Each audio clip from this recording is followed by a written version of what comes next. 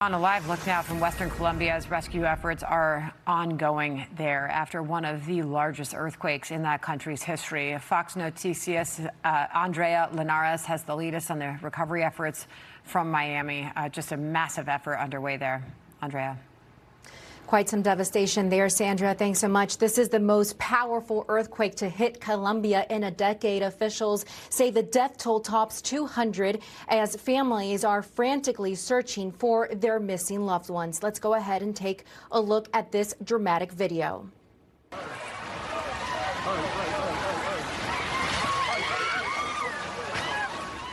This video shows people running for their lives as buildings collapse around them in Pereira, sending massive clouds of dust and debris into the air. The quake's epicenter was located in San Jose del Palmar, about 250 miles west of Bogota, prompting residents there to evacuate.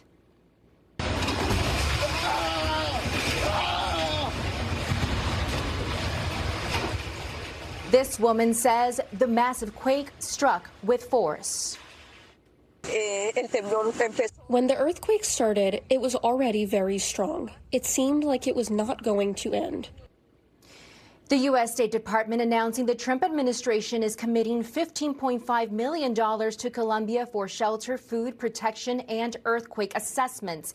The disaster, the first major test for newly elected right-wing President Abelardo de la Espriella, who is vowing an all-out rescue effort.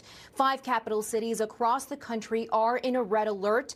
Many homes, schools, and hospitals have collapsed or sustained significant damage. 7 airports have also suspended operations.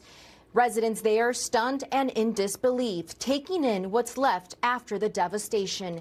Rescue workers right now continue working around the clock, digging through the wreckage in a frantic search for survivors, as we can see in this live feed that we are getting from Pereira, Colombia. South Florida organizations are among the humanitarian groups that are mobilizing to send aid to Colombia, and this is a stark reminder of what happened just a short time ago, 2 months ago in Venezuela, when 2 earthquakes hit that region, killing more than 6,000 people.